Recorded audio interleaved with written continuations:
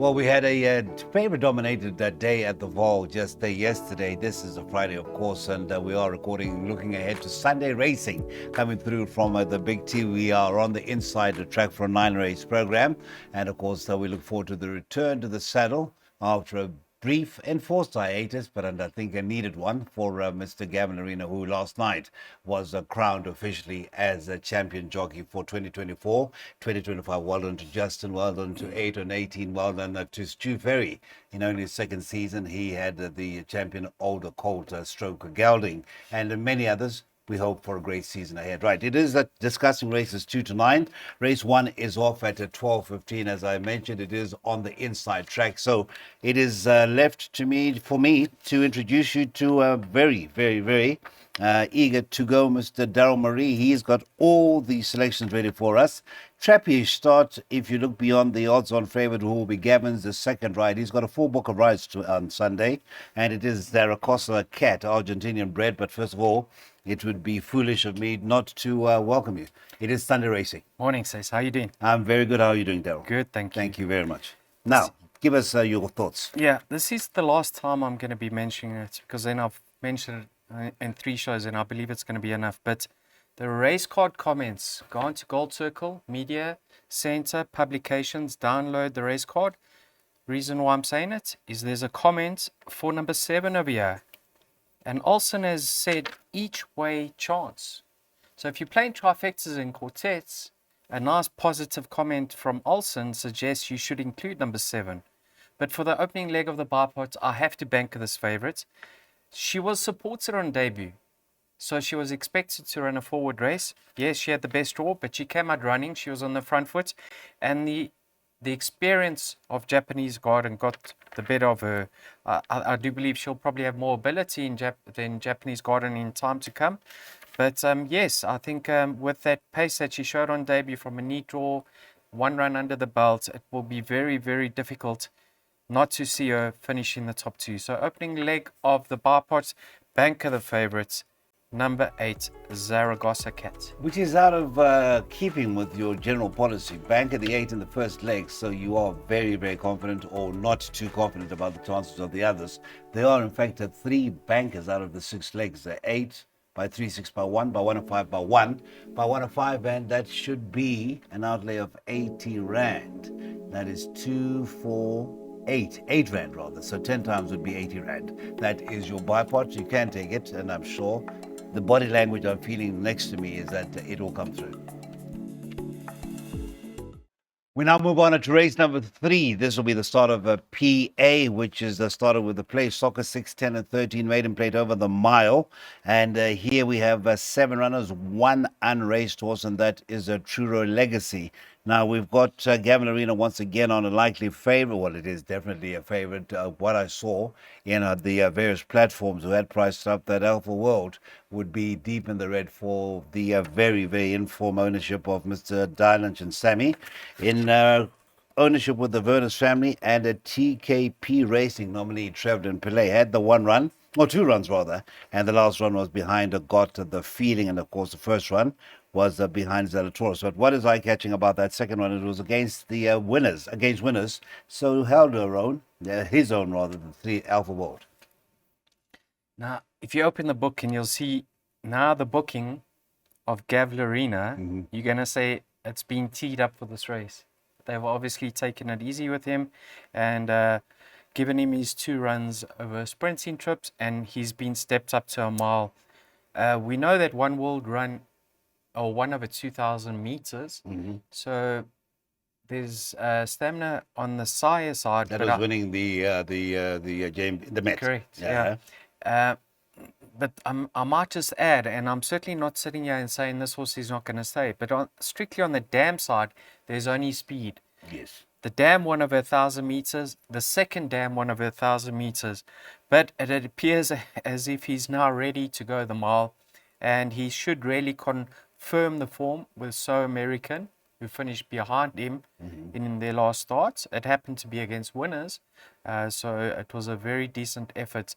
So yes, I think he should take all the beating, but now he just needs to prove that he does stay the mile at this point of his career. Only reason I'm backing him up is because of the distance. I think he could even go further in time to come, but let's see what happens on Sunday. Number 6, Step Into It. No confidence from the yard. First time out. You'll see he drifted out to 33 to 1, and he was showing very little. And I think he ran very nicely on debut, because the one on that occasion says, if you recall, Singleton Sam got it very easy up front. Gavin controlled the pace and skipped for home, and he stayed on all the way down to the line. Yesterday at the Val, Yes. Mr. Somers was one from that form line. Green Light Racer, Correct. So it who has has been finished franked. 6.25 lengths behind. Yeah, and he beat Green Light Racer on debut. So I think he's probably got his work cut out to win second time out. But if he breaks well, and who says he doesn't get it easy up front, who says he can't pose a threat to the favourite? So yes, I'm going in order 3 from 6. There we go, confirmed by the man himself, and that'll be an outlay of 48 Rand. The widest leg is race number 8, leg 6, 1, 3, and 4 being the 3 runners for that PA.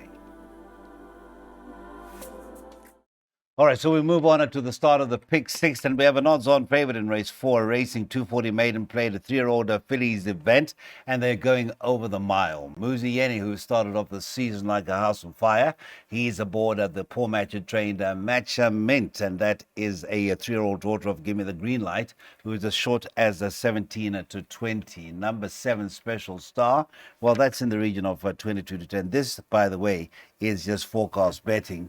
The last name, Special Star, of course, that this is a half-sister to the unbeaten, whilst on South African soil, champion star of the season 2023-2024. That was a Give Me Another, who is shortly to win its first seat since relocating to the States. That is Special Star, racing the colours of the breeders Vilcabos Drift, and that is and Morris Fontaine. Callum Murray gets a ride. He was aboard on a debut, and on debut there wasn't that much hoo-ha, 15 to 2. But there can only be improvement forthcoming. There can be improvements. Like you say, there wasn't any confidence on debut. They said possible place chance. And for Mr. de Kock to go for the blinker so early in a horse's career, I'm a little bit worried. We saw that form line being Frank says. Yesterday, Mr. Somers was Hollywood Madam, fell over the line. They finished alongside each other. Tell it like it is. Huh? I want to say something. Listen to this, please, says. Yes. In that race was a horse called Witching Hour. Witching Hour beat her by a length and a quarter. Go back to the favourites run behind Little Miss Million. She beat Witching Hour by 3.5 lengths. Combine those two, she should beat this horse by close to 5 lengths. But racing is never that easy. But if you're using Witching Hour as the line horse, you'll put all your eggs in one basket and go for Matcha Mint over here. I think she should have won last time out. She moved up as if she was going to run on by, but Blizzard Quest showed a lot of tenacity in the closing stages and came back at her. I think she deserves a victory. She's shown enough on paper. And I'm bankering her, number 1, Matcha Mint. I'm not a fan of any of the other form lines. So, yeah. What's Bank a of the duck one. or no dinner? Bank Okay. number 1 and a bet on number 1, Matcha Mint. Thank you so much. 17 to 20. You might just get 9 to 10 or even evens if it is the Sunday spirit that your bookmaker is in. That is the start of the Pick 6 race number 4. Now, Mr. Murray, the last time I was on the show, a couple of horses that are running on Sunday, you mentioned them by name, and one of them actually delivered and more than delivered. But we're going to race 5, the start of the first jackpot. There's an Allied Steel Road, a charity mile, 1st of November, graduation plate over the 1,600 meters. And, of course, once you see that name come up, you know that we're now getting into the exciting part of the Highveld season. Nonetheless, the favourite is the recent maiden winner who had that very exciting run post-maiden, which was tipped by Darryl, when finishing less than a quarter of a length behind a Don't Cry For Me. That is Pioneer Square, Serena Moodley. This time for the Candice Dawson stable, that will be your favourite. and that will be at around 2-1, 5-2 if you are lucky. And thereafter, I think it's around 9-2 for the 6 Pennsylvania. Oh no, I beg your pardon. The top-rated Chestnut Bomber, as far as ratings is concerned, is way clear. Gavin Arena for the Yuan Yancy from Furen Stable and Mr. Sugulam and the Vernus family. That is at around 3-1, and then it's 9-2 and better bar those. Pioneer Square, you picked out as one that is certainly going to kick on from that 7 3/4 length victory in maidens. What a lovely post-maiden effort. This horse, since he's been gelded, hasn't done anything wrong. And I think that he's now showing what the connections have always thought of him. So Sereno takes the ride now. What's not to like about him? Because he's a lovely improving sort. So, yes, he's slightly out at the weights, as much as 3.5 kgs with the more exposed Chestnut Bomber. But don't read too much into that.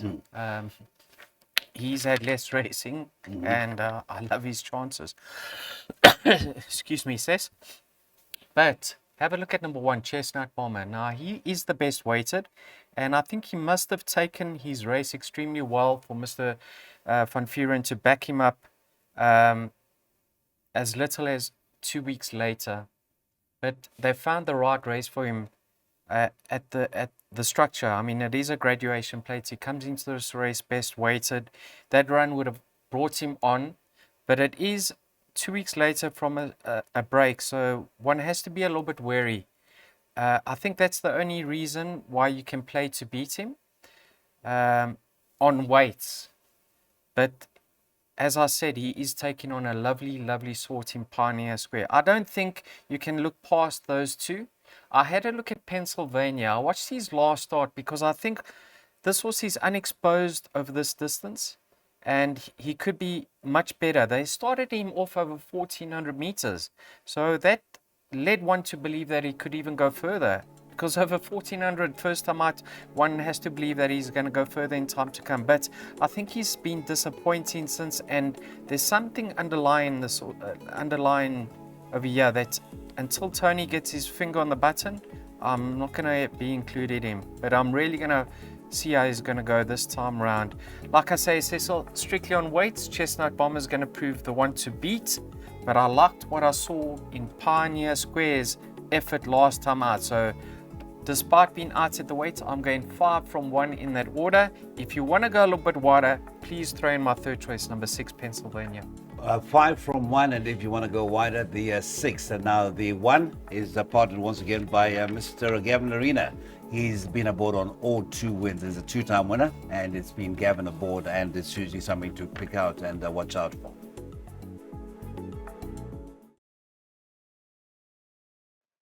Right, we move on to the start of our final jackpot for the local meetings this weekend. That'll be race number 6 for Hospitality Bookings. The caller 01168111796. This is a merit rate of 90, and we do extend a trip to 2,000 meters. Now, I did say before we started discussing race 5 that there were a couple of horses that we discussed the last time I was here with Mr. Marie. And of course, that the second one needs no introduction. It is the Ultimate King. And if you didn't know the Ultimate King, if you saw that run last time, I think you do have this one penciled in whatever color book you normally keep your notes. But we'll be short once again. Gavin Arena stays aboard. This will be Gavin's 5th ride. He's been aboard for 2 of the 3 wins. It's his 5th ride aboard this 4-year-old son of Vercingetorix. First of all, I must say, it is very, and I say this from the right place, good to see the Fillion Silks now back in prominence. A bit of a lull after Captain's Ransom, which is always the case after a big horse sort of exits. Things take a bit of a backward seat, but she's back, and even as a breeder, she's now getting her winners. Yeah, absolutely. I mean, a couple of seasons ago, they were crowned champion owners. Yes, indeed. And it's good to see her. And it's nice to see they've got a lovely sort in their care now, in the Ultimate King. Says this horse put the race to bed in a matter of strides last time out. It did, eh? The turn of foot he showed over 2,000 meters. If that didn't impress you, nothing will. I was actually blown away. I was like going with the mob, but I said no. I think I did the right thing to follow the mob. I think many people sat up and took notice last time out. They had their doubts about this horse being nominated for the Hollywood Bets Durban July, but last time out, his turn of foot was something special, and it certainly displayed that he is improving with racing. Um, and the reason why I touch on his turn of foot is this is the inside track. And I went and watched Lucha Verde's lovely effort on the half vault. And that was on the stand side track. On paper, it looks like he was flying. He was flying. He turned into the straight stone last. But going through the 400, you would have put money on that this horse wouldn't run a place. And only in the latter stages, the last 100 meters, did he take off. So now my concern with him is, yes, it's his second run on the half vault, but it's also the favorite second run after arrest, if I'm not mistaken. But it's his second run on the half vault, but he's now on the inside track. And the turn of foot that I saw in both of their replays gives me more confidence that the Ultimate King will get away at the right time and Lucha Verde will be catching him, but the post will come too soon. So I'm going with the Ultimate King. Now, if you want to look past him and you really don't believe that he can defy that hefty penalty he picked up, you're going to have to be looking at several others. The Arga Sanction was beaten close on 6.5 lengths, but he's 8.5 kilograms better off. Are you willing to go with a 5-year-old Entire who appears to be in his place just because he's getting that lump of weight from the favorite? Or a horse like Diesel Shadow who Mbuto takes 2.5 kilograms off his back? I don't know what the ball is in the punter's court ultimately. I loved what I saw from the Ultimate King. I think the inside track won't pose an issue. I'm going number 1 as the banker in the second jackpot. Banker number 1, the Ultimate King. Yeah, that's all I can add, sis. I expect him to win. Right, so he's definitely nailed his colours to the mast, and he did try and indemnify himself whilst nailing his colours to the mast. But there it is, clear banker, and why not? It is certainly one to follow for the season. All right, so we're back with race number 7 now. I say we're back with race number 7 because it is important to emphasize that this is the last chance to get involved in a pick 3. Will we have a banker? Well, we'll get confirmation from Mr. Marie because the favorite is looking likely to be pretty short. Winner of its maiden at the second time of asking. Debuted in the Western Cape. That was in February this year, and then had to wait until the 17th of May to return to the tracks, and it was a winning return at a 2.5 length beating of Tuscan Romance. So that would be pretty persuasive in the colours of the Vernus family in partnership with Messrs. T. Gujadar and Mr. Rakesh Sugulam. Muziyeni does get the rider for you on Yansi van Furen. Rivals are likely to be the one Francilian, whom, of course, I think Mr. Miri will know I have a delicate spot for. I saw the horse from day one. And good to see Kings again, yes, albeit at a weaker centre, back to winning ways last week, Friday, in PE. First run for the stable there. But Francilian, I think the 3 draw, and all things being equal, will certainly make a fist of it with the lesser exposed, pretty persuasive. Yeah, I think she's a lovely filly. She's been off the track for close on 6 months, and hopefully they've ironed out some issues at the pens, because we've seen her being intractable in the past. Here's a filly that has done extremely well. I mean, she's run beyond Francine, Miss Leah, Mercantor, so, and far from disgraced, I might add. Gavin can't do 52, so don't read into the jockey booking with Muzi Yeni on pretty persuasive. So I like her chances. I think if Pretty Persuasive turns into the straight ahead of her with that weight in her favour, 8 kilograms, is it? She should be able to fend off. If this was a 1400 meter says, I would have banked it Pretty Persuasive in everything. Now,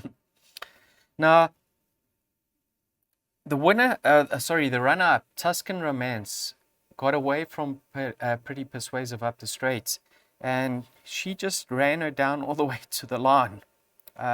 She's been off the track for quite some time, 3 months herself, and it appears as if she's going to slot in behind the very speedy Summer Winter, who I think is is better over 1,000 meters. She might get away with it. 1,200 on a fast track on the inside track.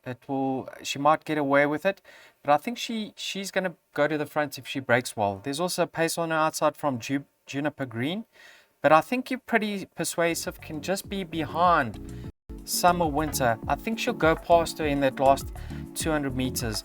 I think she could be way better than her current mark, but I don't know where she is, and I don't know how she's going to go over the 1,200 after a race. Maybe she races fresh, but I do have healthy respect for the top weights. I think she's a really nice filly. I think her antics at the start haven't done her any favors.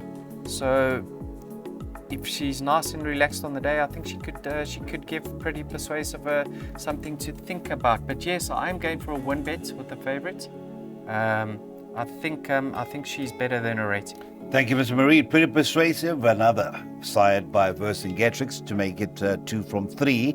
And maybe just the victory of the favorite in race 1 might just persuade us to have more confidence, because they did meet behind Military Command on that run on the 26th of February. Right, we did mention the name Japanese Garden earlier on when we were discussing a race. That was race number 2, the first leg of the bipod. Japanese Garden was due to face up in race 8. And at this moment in time, as though we record for Sunday, is the solitary scratching that has been forthcoming. So that leaves us with the field of 7 Rifle Queen, one in the colors of the Hyperpain Syndicate nominee, Mr. D.T. Peter. Is that the favorite? This is a 3-year-old daughter of Buffalo Bill Cody, and that will be pretty short. Lewin Klapper, which is very good, and I think it's typical. Tony Peter was the winning rider aboard on that occasion and has retained the ride, beat subsequent winner Clever Trevor, who came out and won at the next time of asking for the Matthew and Mike DeCock stable. Others to consider the 3 Blushing Bloom and the stable companion, the 2 on the run.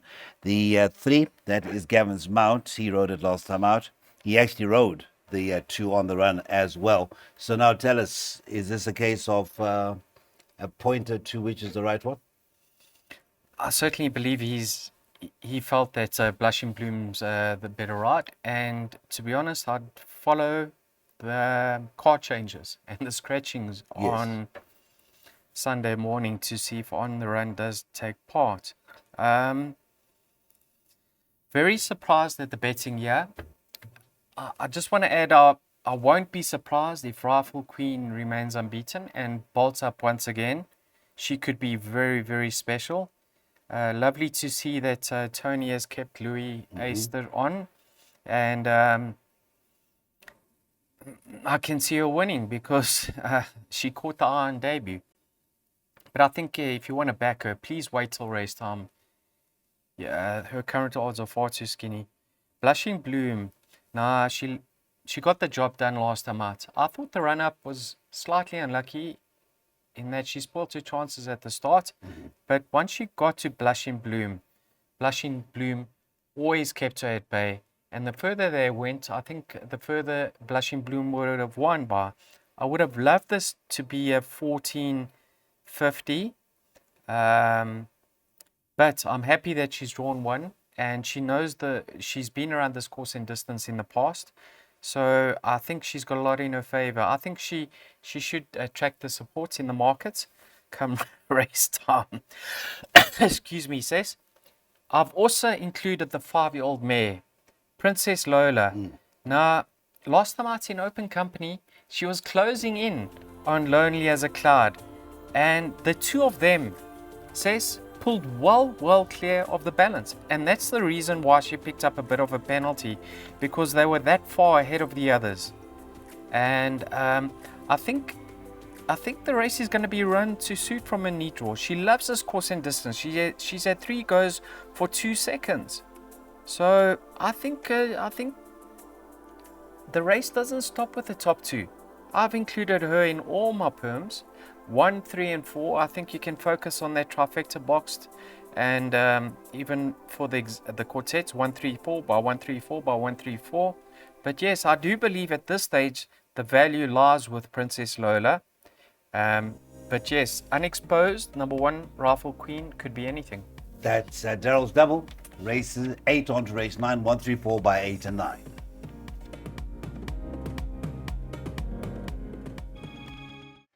All right, let's round off our weekend racing with a look at race number 9. And that is next Thursday race, meeting Saturday, the 23rd of August, graduation plate over the 1200 meters. Now, as far as race number 9 is concerned, we've got a very, very, very useful, newly turned 4-year-old, 2-year-old, could hardly do anything wrong. 3-year-old career, again, quite impressive. And now as a 4-year-old, are we going to see some black type, real solid black type from Rodeo Drive?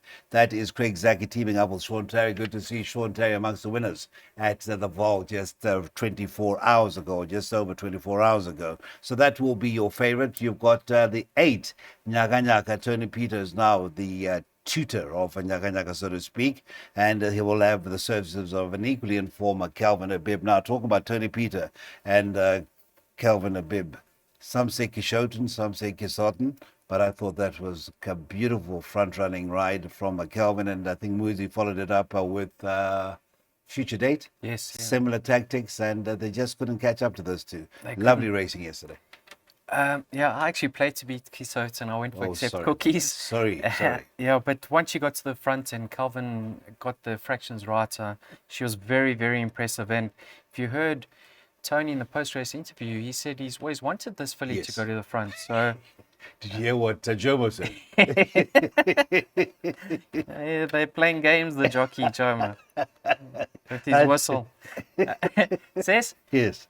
I found this race very, very interesting. It is a graduation plate, and the best weighted is Bjorn Ironside ahead of Frozen Fantasy and Rodeo Drive. But the ones I'm focusing on, the best weighted over here, and they're out at the weights. Number 8, Nyaka Nyaka. Now, under the care of Tony now. Last time out, behind Jan van Goyen, he ran second. Jan van Goyen, a Grade 1 winner. And champion 2-year-old male. In that very same race, Shadow Fax finished behind him, got touched off in the Grade 2 Umkamaz. And now Jan van Goyen's rated a 118. So Nyaka Nyaka could be much better than his current rating. I like his chances. His stable companion was actually scratched midweek. Starp's permission, I'm sure, with this race in mind. And that's number 3, Sylvan Warrior. So there's no form update just there. Yesterday. Yes. I'm suggesting the swinger numbers 8 and 9 of here. Bakwena. Bakwena, this filly, I think, is way better than her current form. And I think the rest would have done her the world of good. She's been off the track for close to 6 months, but she's got a neat draw with no weight to shoulder. And she's really run against some high quality sorts in the past. So I think the race, they would have freshened her up. And I think, despite her being out at the weights, this is a lovely race to get her off started for the season. So I'm going with the swingers of here, numbers 8 and 9. But I do have healthy respect for several others. I do recall when Bakwena came to the race his first time out, there was a massive, massive buzz around, and Bakwena didn't disappoint.